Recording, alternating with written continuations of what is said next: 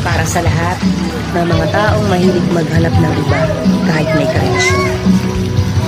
Hindi na tayo bata para maghanap ng mga bagay na wala. Siguro nga, may mga bagay na wala sa kanya, kaya hinahanap mo sa iba.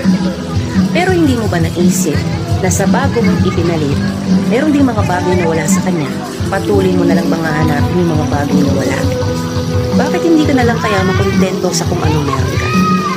Baka isang araw, sa kakahanap mo sa mga bagay na wala, ikaw yung tuluyang wala.